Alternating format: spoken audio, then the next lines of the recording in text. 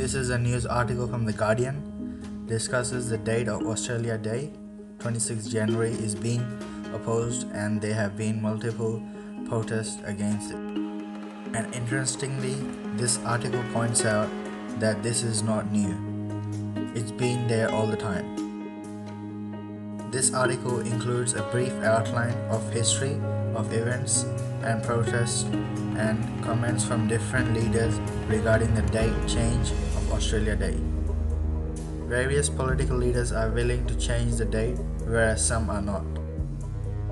There is a limited mention of the public comments except the survey which outlines 54% of Australians do not support the change. There are various critical moments identified in this article. Landing of the first fleet was known as Foundation Day, which was combined with celebrations for Australia Day.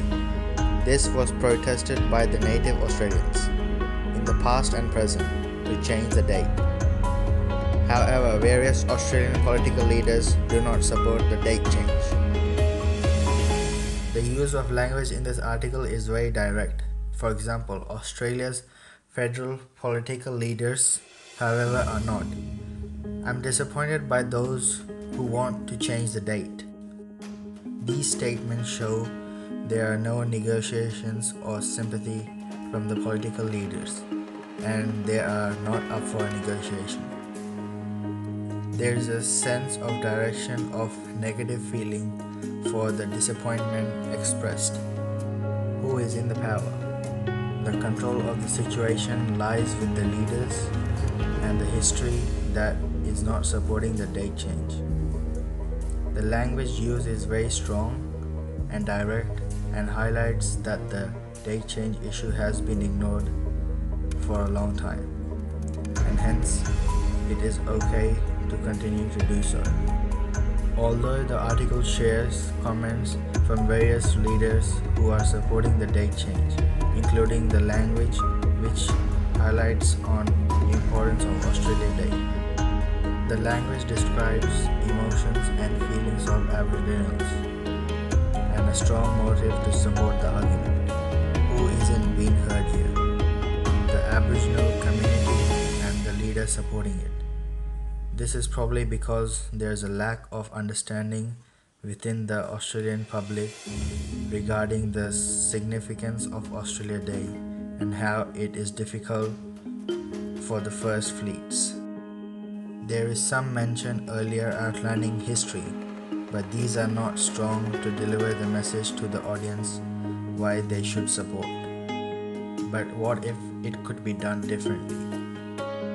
More details of the Australian history, comments from Aboriginal leaders. These will enable today's non-native Australians to understand the feeling of native Australians and therefore support the date change. Now we'll look at the image I have selected for my topic.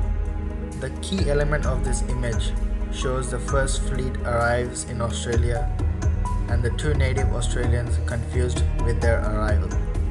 So who is the audience? This targets all the Australians, including the natives. What is the purpose? The overall goal of the image is demonstrating the relationship among the people on board and native Australians. Different natives have opinions about the arrival of people on board, yet they let the fleet set on the Australian grounds. The context.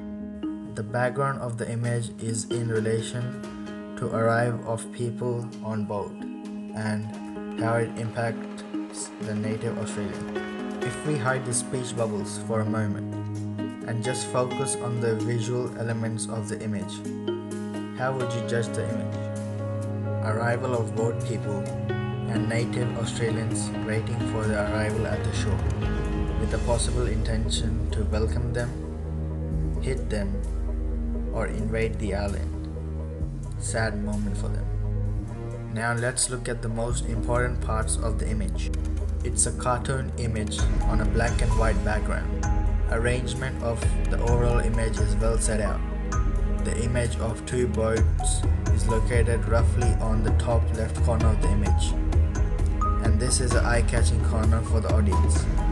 The two native Australians are located at the bottom right corner, which means the focus may be on the boats. However, when you look at the scale of the image, the native Australians appear bigger, which will catch the attention of the audience. Let's reveal the speech bubble once again. The text in the speech bubble has a very important purpose in adding context to the overall image. It shows how one of the native Australians was ready to build detention centers of boat arrivals, whereas other one just wanted to see what they need. The font used in those images is simple, casual and readable.